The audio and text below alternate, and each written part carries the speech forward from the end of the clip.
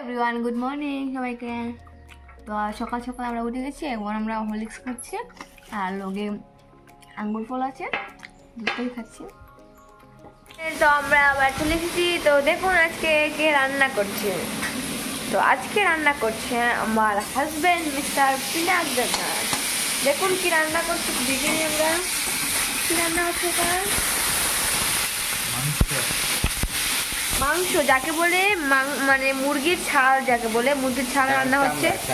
ছাল ছাল সবাই ছাল বললেই চিনে, তো আমরা যাকে বলি চামড়া, আর অনেকে ছাল বলে চিনে।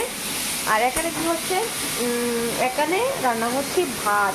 এই ভাতটা হয়ে গেছে, বুঝে ভাতটা হয়ে গেছে। তো তো দেখতেই পাচ্ছেন কীভাবে রান্না করছে আজকে। তো মনে হচ্ছে ভালোই হবে খেতে ভীষণ।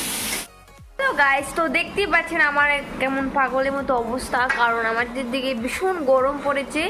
তাই আমি সব কানের হাতের গলা সব খুলে রেখে দিয়েছি, কারণ এত গরম না কি বলবো। সারাক্ষণ প্যানের তলে বসে থেকেও দিন কাটছে না, আর ঠান্ডা জল খেতে খেতে তো মানে কি বলবো, এত পরিমাণে জল খাচ্ছি মানে কিছু বলার নেই। তো ও রান্না করছে, কিন্তু দেখা যাক, দেখালাম আপনাদেরকে কি রান্না করছে। তো এখন বলছে নাকি জলটা বেশি দিয়ে দিয়েছে তরকারিতে, তো এখন এটা শুকাবে কি করে। তো আমি বললাম কিছুক্ষণ থাকলে এমনি শুকিয়ে যাবে। তো দেখুন এই যে জল নাকি বলে বেশি দিয়ে দিয়েছে, তাই জন্য ও খুব টেনশন ফিল করছে। বলে দিচ্ছ স্বাদ হইছে না, স্বাদ হয়নি বলছে, বলছে কিনা স্বাদ হয়নি। কেন স্বাদ হয়নি? জল বেশি পড়েছে। জল বেশি পড়েছে, জল প্রচন্ড পড়েছে, একদম পাংশা পাংশা লাগছে।